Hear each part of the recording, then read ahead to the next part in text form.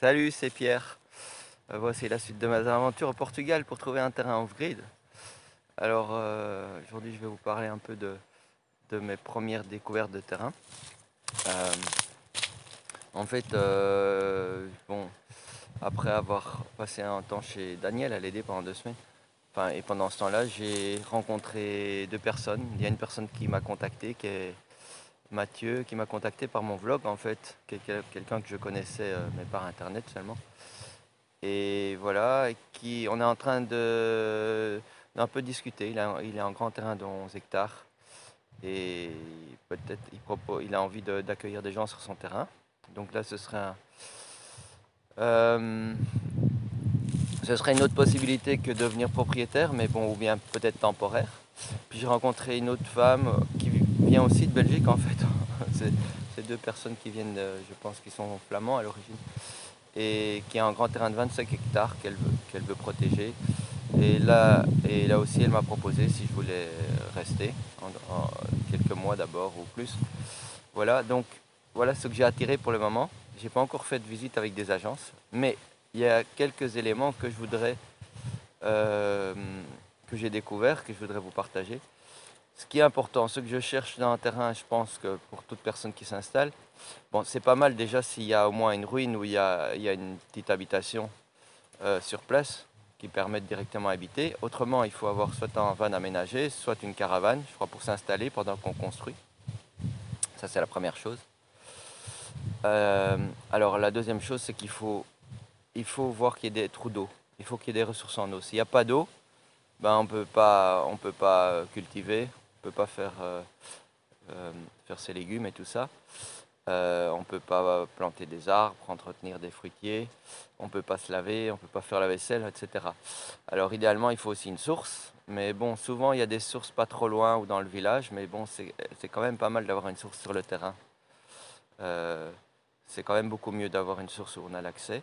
Donc ça, c'est un autre élément. Et alors, en termes de, voilà, ce qui est important aussi, il fait très très chaud en été, donc moi je cherche un endroit où il y a des arbres pour installer donc à proximité d'arbres pour faire une construction voilà, écologique, en matériaux naturels, de telle manière que ce soit agréable parce que le matin on travaille très tôt et puis à un moment on veut aller à l'intérieur ou en tout cas être à l'abri du soleil et donc ça c'est très important donc qu'il y ait déjà quelques arbres établis à un endroit où c'est un bon endroit pour établir un logement, même provisoire. Et autre point, il faut qu'il y ait un accès aussi. Il faut qu'il y ait un chemin. S'il n'y a pas de chemin, on peut le faire faire par un tracteur. Il paraît qu'il ne demande pas trop cher. Mais bon, il faut que l'accès soit facile, sinon ça devient vraiment difficile à vivre et aussi à porter les matériaux de construction. Autre point, être quand même relativement à proximité d'un magasin de construction et d'un magasin alimentaire parce qu'on ne veut pas tout avoir directement sur place. Donc ça c'est un autre point vachement important que je check. Voilà. Aussi, au niveau des matériaux, qu'il y ait du bois, qu'il y ait des pierres, du granit, des rochers, des ruines, etc. Qu'il y ait le plus possible de matériaux locaux, voir s'il y a de l'argile, s'il y a de la terre qu'on peut utiliser pour la construction, la terre argileuse. Ça, c'est aussi très important, je regarde. Donc, vous voyez, il y a déjà pas mal de critères. Euh, je répète, l'accès à l'eau, des puits d'eau. S'il n'y a pas de puits d'eau, on peut en creuser. Je crois que c'est environ 3 000 €, un truc comme ça. Euh, dans des anciens terrains, il y a souvent toute une série de puits d'eau. Et même, j'ai vu à la romaine des sortes de rigoles d'irrigation et des puits d'eau qui communiquent. Enfin, ça, c'est les aménagements les plus sophistiqués. C'est assez amusant, quoi, et extraordinaire. Donc de l'eau, une source, des arbres pour qu'il y ait de l'ombre, en tout cas sur une partie du terrain. Autre chose que j'ai pas dit, enfin c'est un endroit plus ou moins fertile et plus ou moins plat pour cultiver.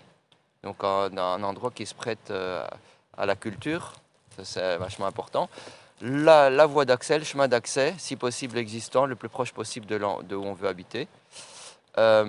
Aussi que le terrain à cultiver ne soit pas trop loin, etc. Que ce soit facile. S'il n'y a pas de voie d'accès, la faire construire. et la proximité des commerces pour les matériaux et pour l'alimentation.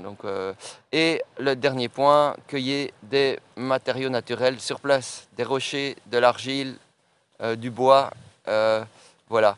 Voilà tous les points que je regarde. Si jamais il y a une maison existante ou qui est en parpaing et en béton, ça ne m'intéresse pas parce que c'est hyper désagréable à vivre. C'est beaucoup trop chaud en été et, voilà, et froid en hiver. Je préfère des habitations en pierre ou même une ruine ou rien du tout. Et dans ce cas, j'achèterai une caravane ou voilà, où j'utiliserai mon van ou un plus grand. Voilà, voilà un petit récapitulatif. Pour les deux terrains voilà, qui me sont offerts, il y a un terrain très grand de 25 hectares où il y a un peu tout ce que je cherche. Il y a un autre terrain d'un ami que je connais par internet qui est intéressant par sa démarche spirituelle, voilà, qui veut appliquer les principes de Divine Truth, donc de l'amour de Dieu, donc que les gens appliquent leur passion, mais en harmonie avec l'amour sur le terrain et développent leur passion. Donc c'est intéressant. Par contre, le terrain m'a l'air un peu plus difficile à habiter. Et puis je dois encore discuter avec Mathieu comment il voit les choses et qu'est-ce qui est possible. Donc voilà, je vous tiens informé. Je continue aussi la recherche de terrain. Et puis voilà, ce que je fais, c'est que je prie et je demande que le terrain qui soit juste pour moi et pour l'ensemble du monde vivant, ben voilà, se manifeste. Euh, et voilà, et à partir d'aujourd'hui, je vais aller aider une petite famille plus au sud, en Alentejo. Je vous ferai un petit point là-dessus. Et je crois qu'on va construire une cabane dans les bois. Enfin, je vais l'aider à construire une cabane dans les arbres, un truc comme ça. Puis je reviendrai dans la région de Castelblanco, à Fundao. Voilà.